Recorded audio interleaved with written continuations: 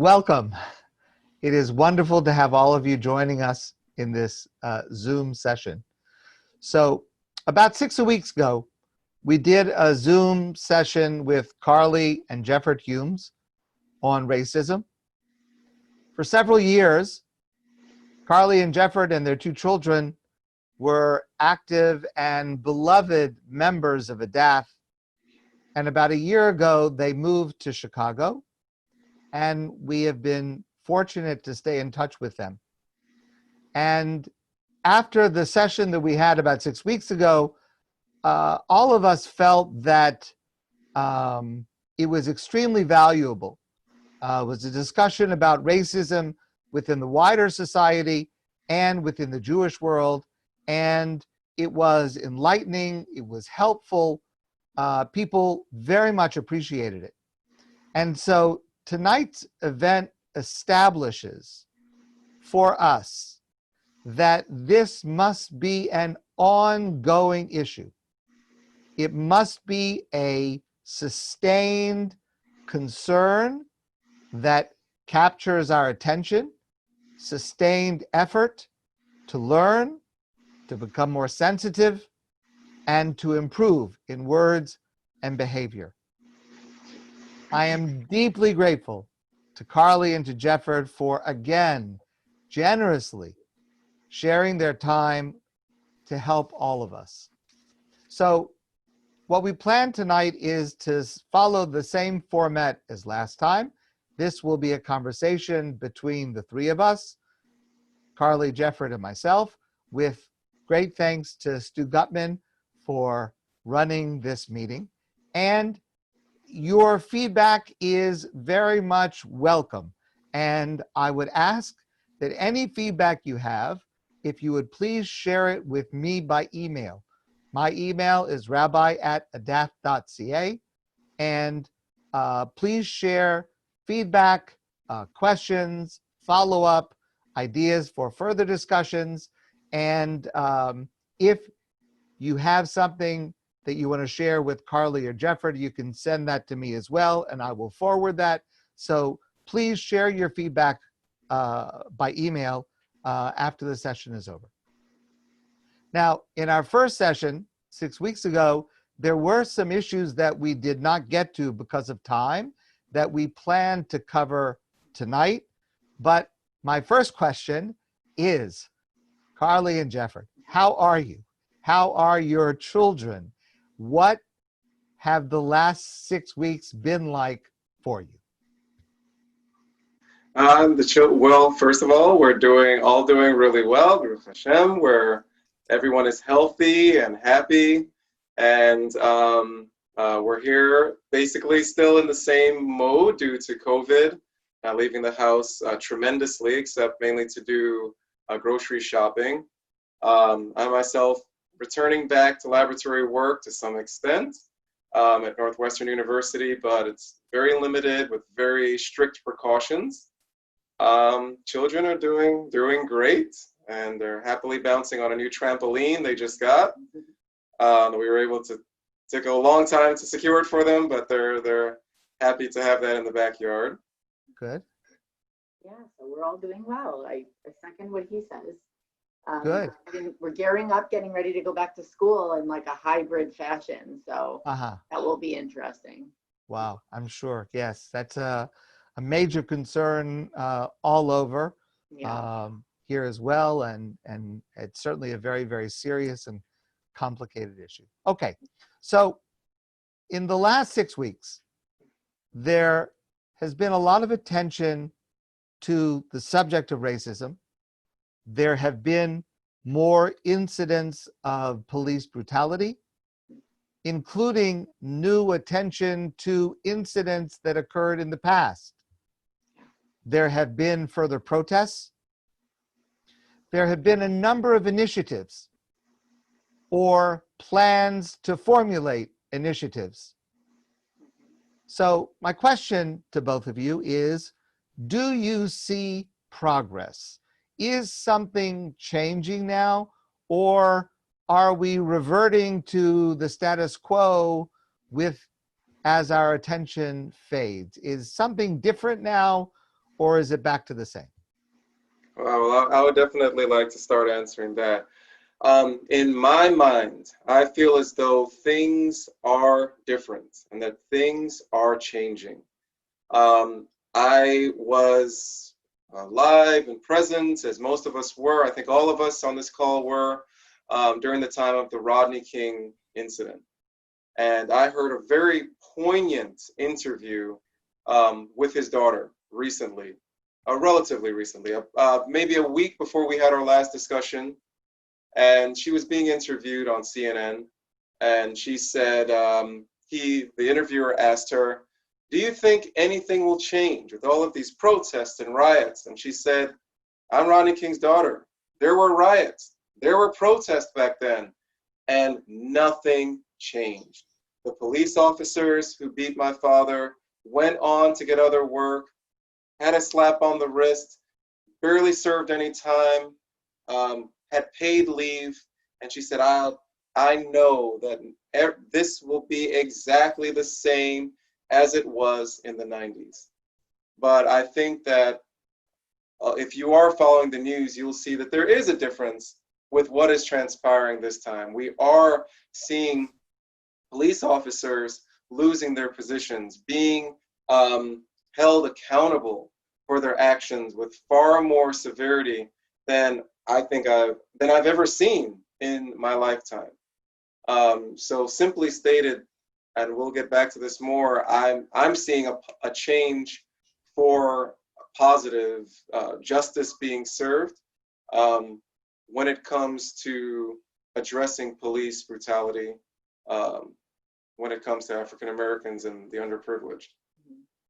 And although I would say, yes, there are a lot of positives that are coming from this, I still also see where the ball is still being dropped in many ways. You know, the Breonna Taylor, the officers weren't arrested. Nothing was happening with them for a very long time, and still, I don't believe anything has happened.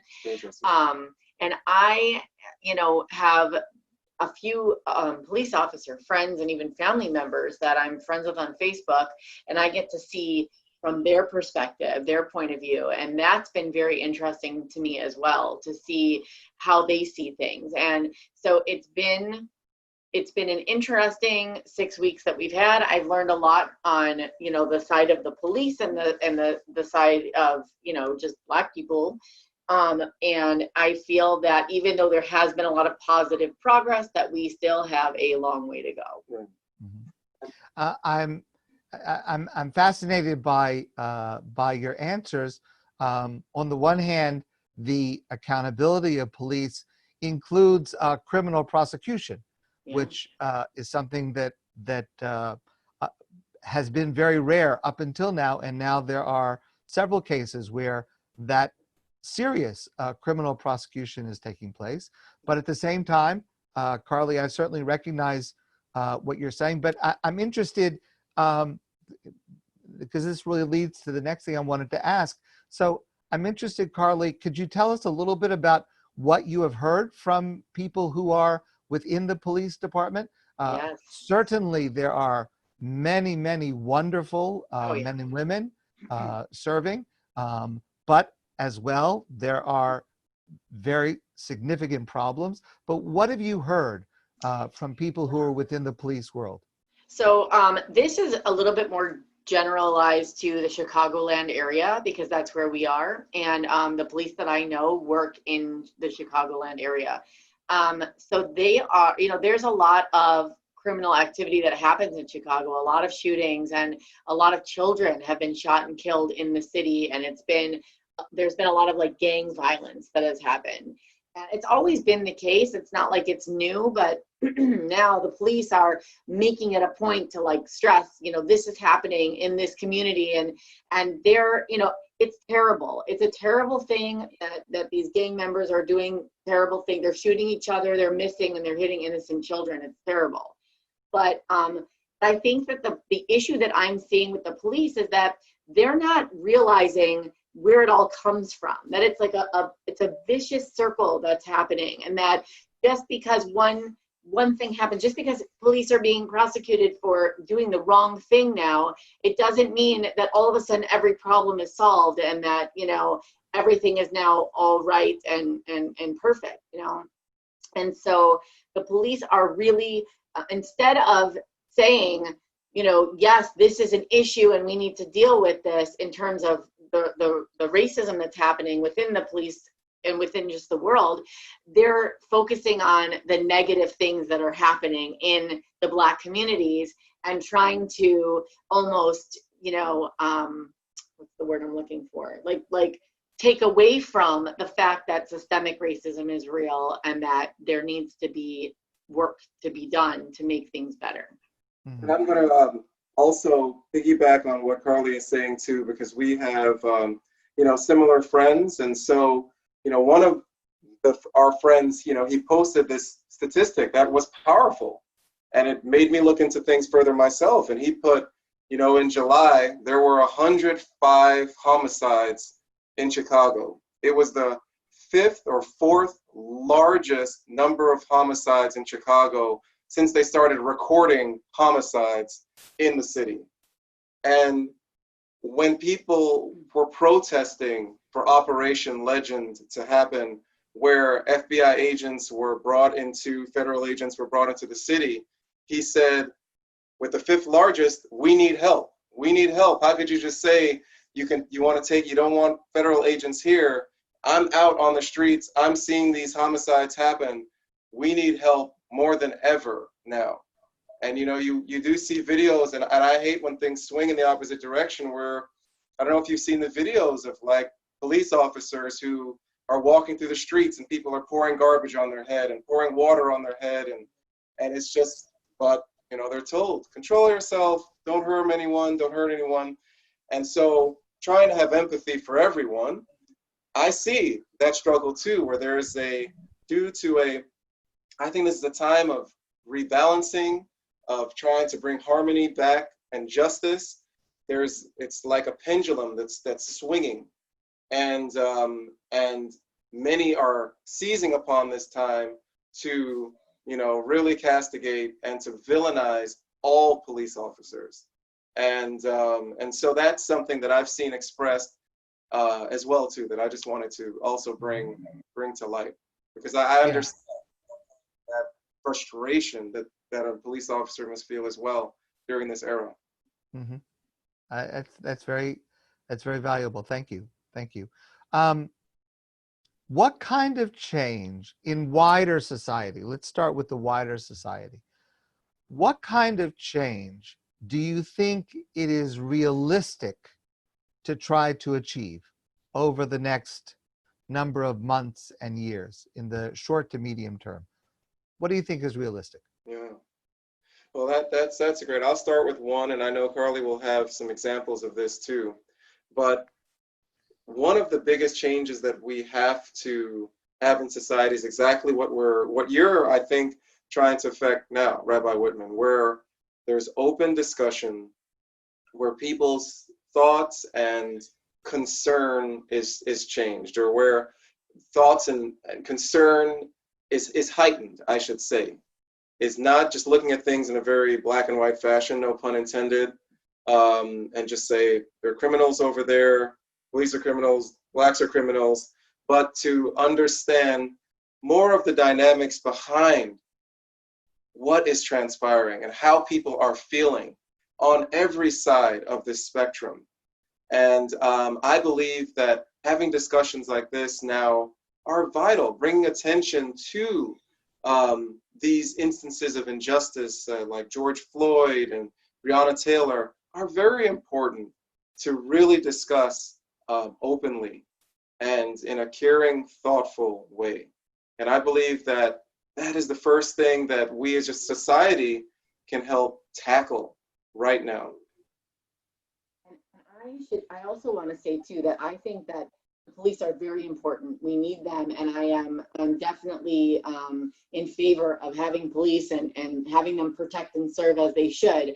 And I believe that they should have, you know, the training that they need to have in order to do the job, and they should have the mental health without the stigma, being able to speak to somebody about what they see and what they go through. And I don't believe that we should defund the police. I believe that the police should have whatever money is needed to take care of them so that they can do their job properly as well. So I just want to say that as well, because it's very important. But I also think that a big part of what we can do now and ongoing is teaching our children to do better. I believe that our children are the future. They have so much to do with, what this world will become one day. And so it's very important that we raise our children in a way to be anti-racist. It's very important that we teach our children, to see color, but to see the beauty in all of the colors. And so that is a big part of what we're doing and what we're trying to spread, around.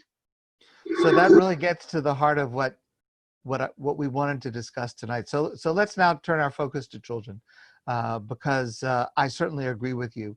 That's really a key issue, because that is the future, and no one is born racist. So let's try to focus on children for a little while. My first question is, what do you tell your children? How do you explain what is happening? How do you explain this to your children? Oh, yeah, that's powerful. We've had one of the things that have happened during these 6 weeks as well, since we last spoke, is we've had many very deep and serious conversations, many times initiated by our own children. And Carly's going to discuss more about some of the readings we've been doing. But Micah, both children have been doing their own research. Micah read a wonderful book himself about the civil rights movement in the 1960s and wanted to talk a lot about racism. So one of the things that we do talk very openly about racism in the household, and we do let them know that sadly there are people in the nation, in the world, who see others as being less than themselves. I see others as being villainous, as being evil, and not based necessarily upon their actions, but based solely upon the color of their skin.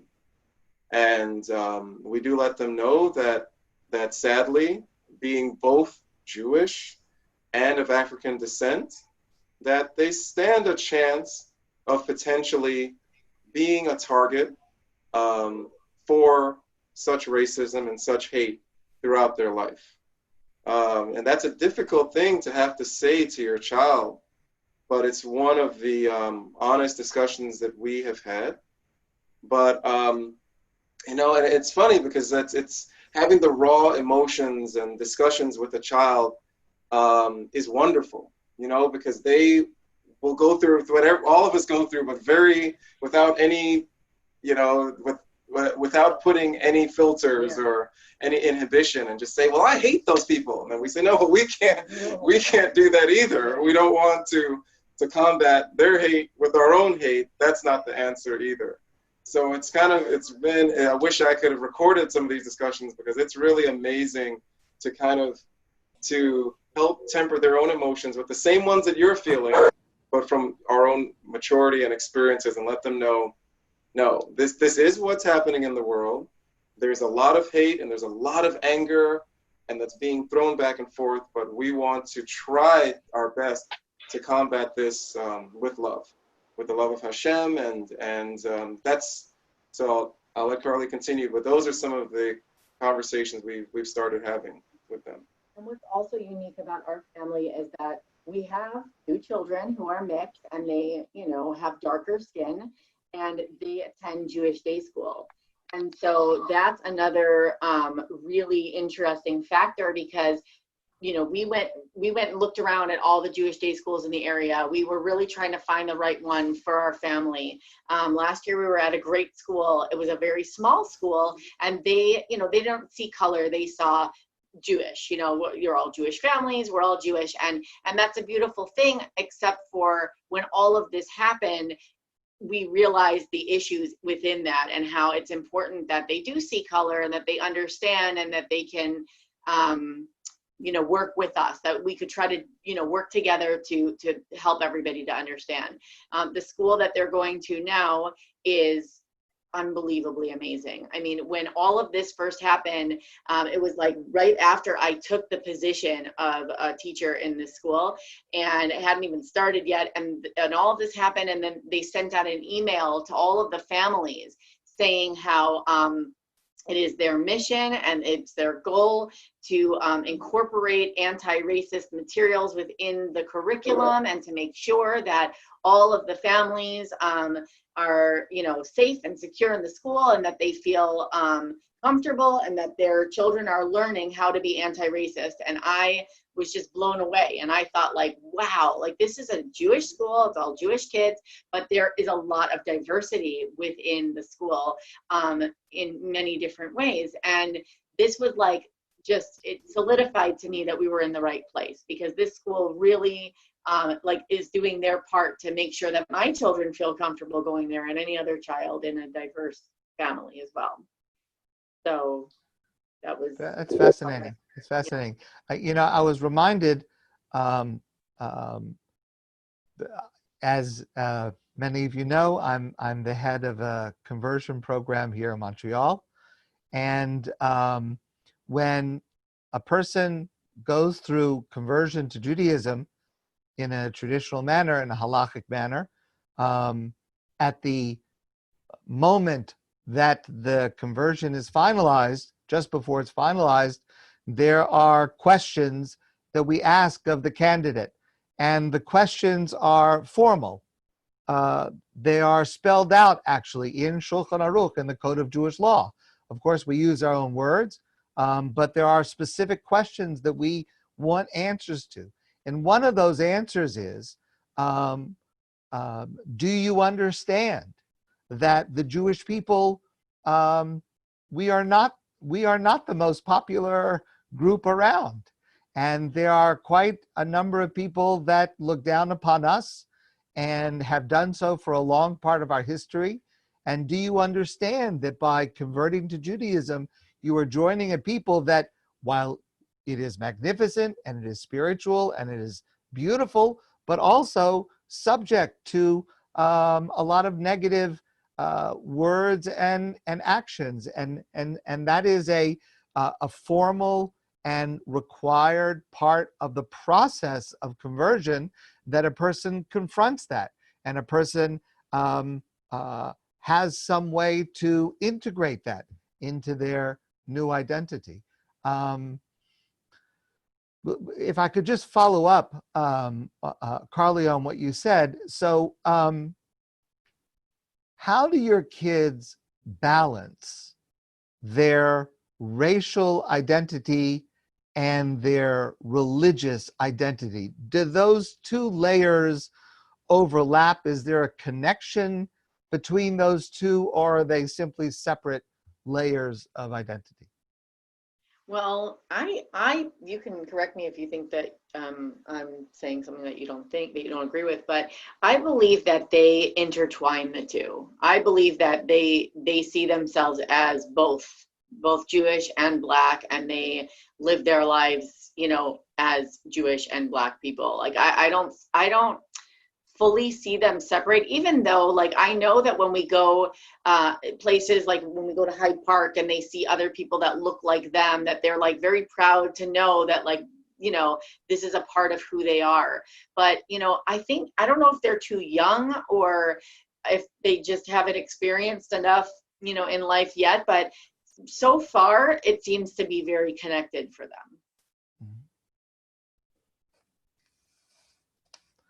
Okay, so now we turn to you for some guidance. So for Adath families, and for families like Adath families, modern Orthodox families in North America, what do you think is helpful to tell our children and our grandchildren about what is happening now and about racism in general? What do you suggest that families like Adath families say to their kids and grandchildren? That's a good question. So I feel that it's very important to talk to your children about how Hashem made, people all different colors, and that we can see the color. We can notice that somebody is a different color, and we can say, wow, they're beautiful. That's a beautiful color. Or, not to, I know it could be uncomfortable. Like if somebody, if a child notices that, they're standing with a person that's another color and they notice it, and it's so embarrassing for the parent. Oh, what do I say? And that's actually like the perfect teachable moment. Like it's a great time to say, oh yes, their skin is brown. It is such beautiful brown skin. And just to make sure that when you're talking with your children just about, people that are different in any way, color or ability or anything, that it's always good. The children always learn from like not only what you say, but how you say it. How do you respond to it? So I think that even when we're talking about all that's going on in the world, it's important that we choose our words carefully with our children. If we're upset and angry and have big feelings about it, our children are going to hear that and feel that as well. So, so I think that, during this time, it's important for children to know that, that we feel that it's very important that all people are equal. No matter what color they are, no matter if they're a boy or a girl, that everybody is equal. They deserve the same rights. They deserve justice, equality, all of that. And so that is, what we teach our children. It's like being friends. You want your child to be friendly to all the kids in their class. You don't want to find out that your child didn't let, Johnny sit next to them at school today, or wouldn't let, somebody sit with them at lunch. So I feel like this is all very much a part of that. It's just adding race to the mix. So you want your child to, feel that everybody should be equal and to treat everybody equally. And that right now in this world we're living in, that's not happening, unfortunately. And depending on the age of the child, obviously, is the, amount of depth that you'll go into. But I do feel that it's important that children know about this, because they sense it and they see it and they hear things, and better that they are able to talk with you about it to have a better understanding than to just be thinking about it themselves and not fully understanding and making their own conclusion. Yes, and also if I, on another spiritual side, I think, and also to enhance, this is a controversial topic, what I'm about to say, but to enhance connection and compassion. I also think that within the Jewish community, I think, and the Black community, I think it's also very vital for us to show the commonality behind our history. And I think that children understand when we're going yearly discussing the story of Passover, being slaves in Egypt, going through the Holocaust.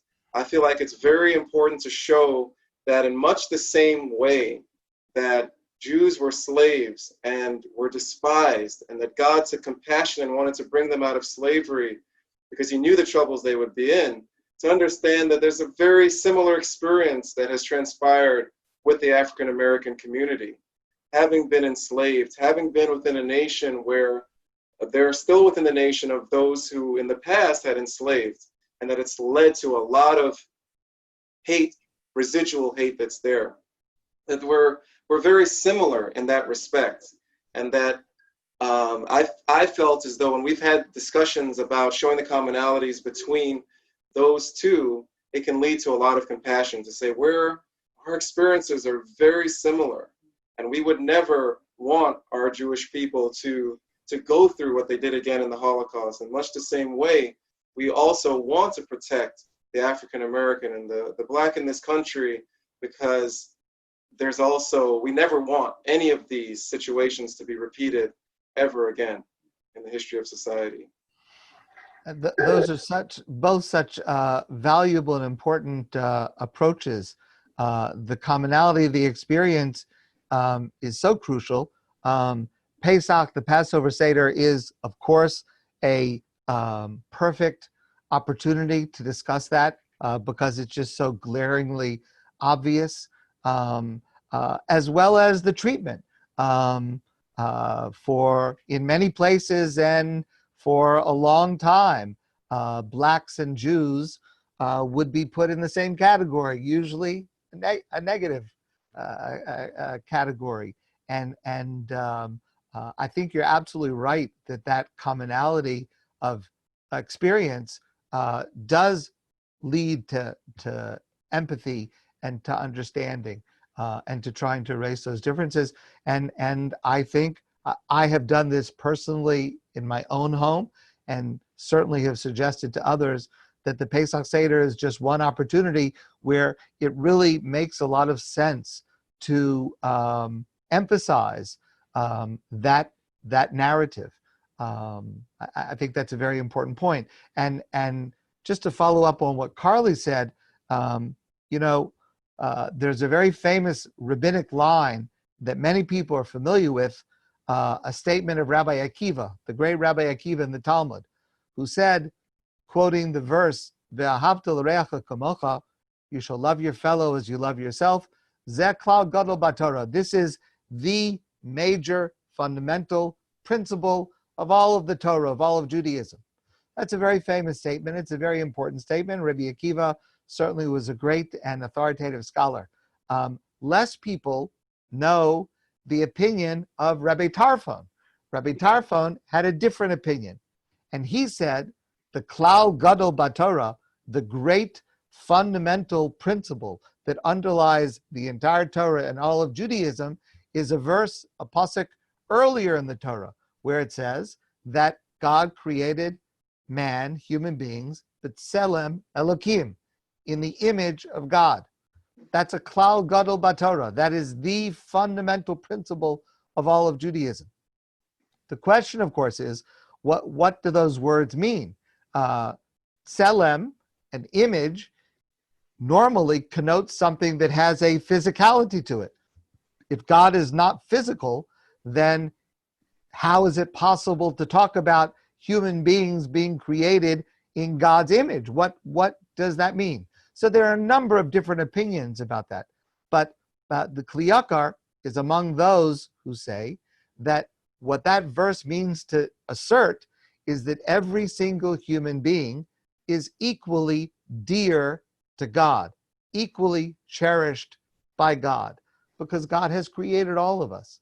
And therefore, to look down on another person because of this externality of their skin color or some other difference is to repel and to deny the fundamental truth of Judaism, that every single human being is equally dear to God, equally cherished by God. So both of those approaches are so important. I appreciate you verbalizing them for us.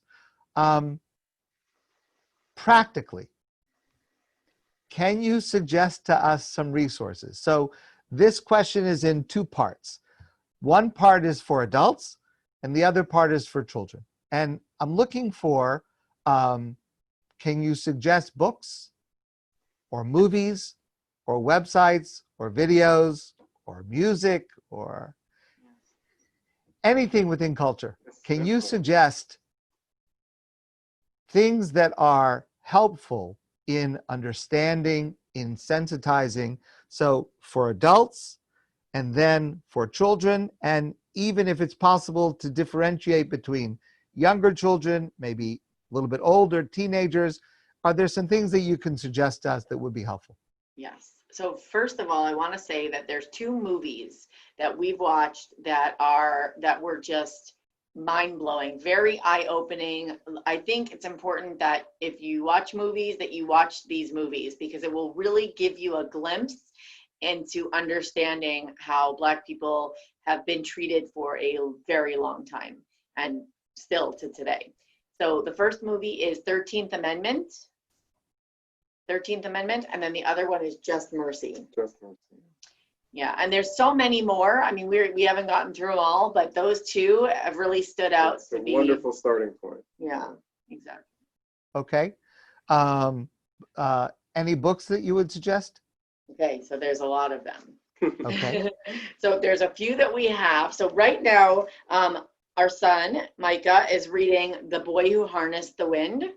And this is based on a true story, actually, of a boy, I forget where he was living, somewhere in Africa, right?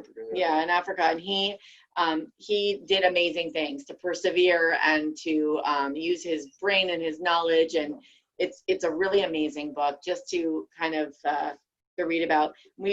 Throughout this whole time, it's been said that supporting Black authors is a really good thing to do too. To read books that were written by Black people is really a good thing that you can do at this time also. And that's why I bought this book, which is called New Kid. And this is, again, Micah. My son is 10, almost 11. And so this is like an older kid book. It says like 8+ by Jeremy Kraft. And all books by Jeremy Kraft. He's a Black author, very good to support. And he's gotten awards for his books. He's a really good author. So maybe I'll start with the kids then. So there's a book called The Undefeated. That's for 6+. The New Kid that I just showed you for 8+. A book called Sulwe for 4 years old and up. What does that mean? Sulwe.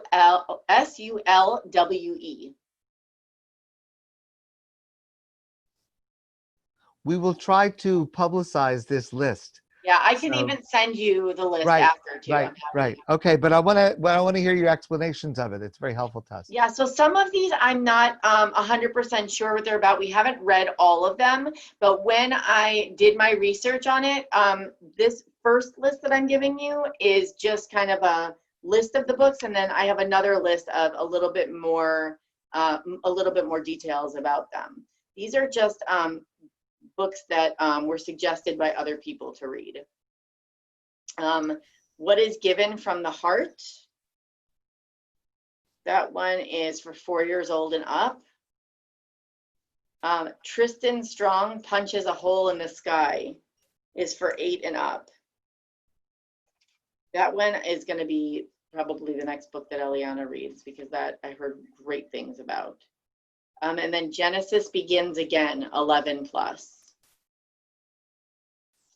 I mean, like the books that we have, right? For instance, like on the civil rights movement and things like right, that. Those right, are right. wonderful. So all of those. So Scholastic has for Black History Month in February, like so many books, and I have over the years been collecting them, and I've read books about Martin Luther King Jr., books about Rosa Parks, books about Ruby Bridges. Rosa Parks is there's the bus, sitting on the front of the bus, if you don't know the story already. And Ruby Bridges is the first Black girl to go to public school. And these stories and they were children's books. Right, exactly. Integrated public school. And when you read these, when I was reading these stories to my kids, and even though I've read them year after year, it always pulls at my heartstrings, because it just blows my mind that anybody could treat a child this way. I mean, Ruby Bridges was 6 years old, and she was allowed to go to school, and people pulled their children out, their white children out, because they didn't want them to go to school with a Black girl or a Black person in general. And so it was just the perseverance of Ruby Bridges was just amazing. And it was very sad. All of it, was sad. And it was sad to me this last time reading the book about Martin Luther King Jr., when many of the words that he was saying in that book still resonated very, very clearly today. Still the same things. I mean, there has been great progress, as we've talked about, but you see that we still have a long way to go when you read these books. And they're at children's level, so they're very, very good for helping children to understand. So that's another thing too. Those books are great. Scholastic has a lot of them. There's a book called Masked Ninja, and it's a children's book about kindness and preventing the spread of racism. So this author, her name is Mary Nhin, and she has a few books. She has The Masked Ninja and Diversity Ninja. Diversity Ninja is an anti-racist, diverse children's book about racism, prejudice, inclusion, and equality. So Mary Nhin, I'm not sure how to pronounce her name. Very great author, good books to read. Steve Herman wrote a book called Teach Your Dragon About Diversity. And it says, train your dragon to respect diversity. And that's a cool book. It's really for young children. It's like a fun way to talk about diversity and in a fun way that they'll understand. There's a book called This Book is Anti-Racist by Tiffany Jewell, Jewell. And it's 20 lessons on how to wake up, take action, and do the work. And that's great because that's a children's book about all of these things. So it's one thing to say, oh, we have to change, but what do we have to do? You know, how do we change? Where do we start? So that's a great book to help kind of figure all of that out. Race Cars. Race Cars is by Jenny Devenny, and it's a children's book about white privilege. That's also very, very interesting to read. All kinds of people. I mean, the list goes on and on. I don't know if you want me to tell you all of them or just write them down. I could show you a few of the adult books that we have as well. Yes, please. Okay. Yes. So I have this book. This was actually not written by a Black person, but it is, it's interesting to read nonetheless. It's called White Fragility. Why is it so hard for white people to talk about racism? And it's a very informative book about racism. I bought this one, but I haven't started it yet, but it's called Stamped from the Beginning. And there's also a children's version, I would say probably older children, youth, that's just called Stamped. And this is a very thick book. So when I read it, I can give you a synopsis, but so far I haven't read it. And then I also read a book called So You Want to Talk About Race.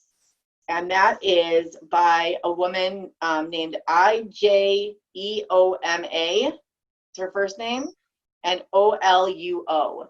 And she's interesting because she is biracial. I think her mother is white and her father is Black.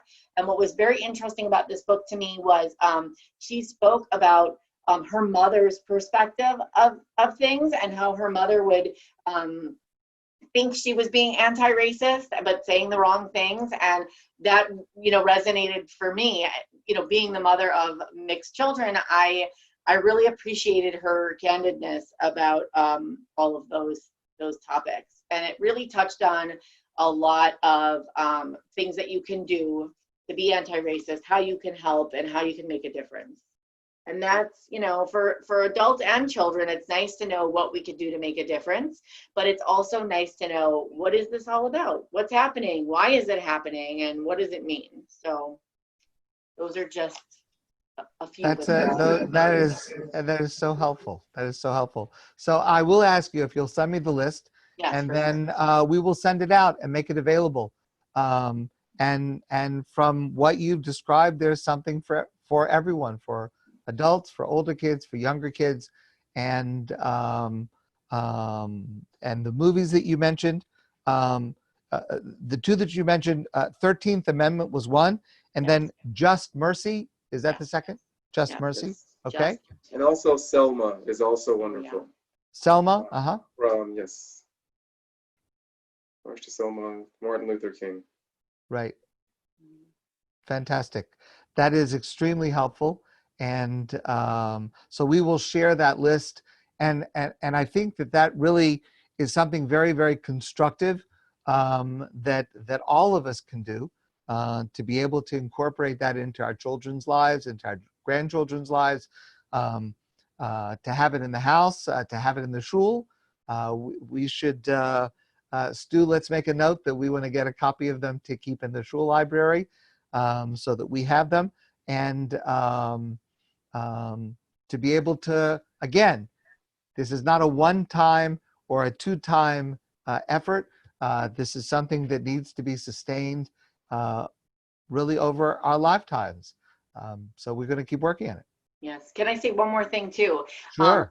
Another thing that I noticed during all of this time is that there are actually some books about Judaism, like children's picture books that have Black characters in them. And that was a very pleasant surprise. I didn't even know that existed. So that's another thing to look into. I can't remember the name of the book, and of course I didn't write it down, but I will put that on the list as well, and others as I find them. I believe that some of the books that are distributed by PJ Library Yeah, that's true. are in that category, and there are some wonderful books. I know that I've had the chance to do some children's book readings, and I've read some of them, and they are wonderful, and that is very, very important. One of the things that is extremely important to me is that everyone widen our expectation of what a Jewish person looks like. The idea that a Jewish person looks like someone from Eastern Europe is a very, very narrow view. And both in terms of Jews by birth and Jews by choice, that view widens. So the idea that a Jewish person looks like someone who was born in China, and a Jewish person looks like someone who was born in India and Africa and South America, that is becoming more of a reality as we see these Jews of all appearances, and it destroys the stereotype of what some people think a Jew should look like, so that hopefully eventually we get to the point where no one says, well, you don't look Jewish, because looking Jewish means looking like every kind of human being that there is. Yeah. It's true. That's the goal.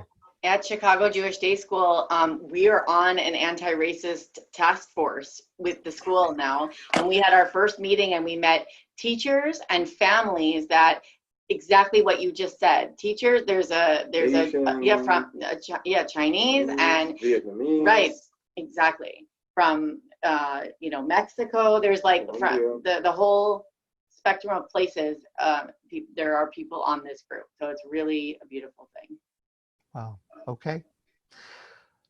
Carly and Jefford, thank you so much. This is informative. This is helpful. This is constructive. You've given us a lot to think about and a lot to work on. And we will follow up. We hope to be in touch with you again, and to stay in touch with you, and to continue to learn from you.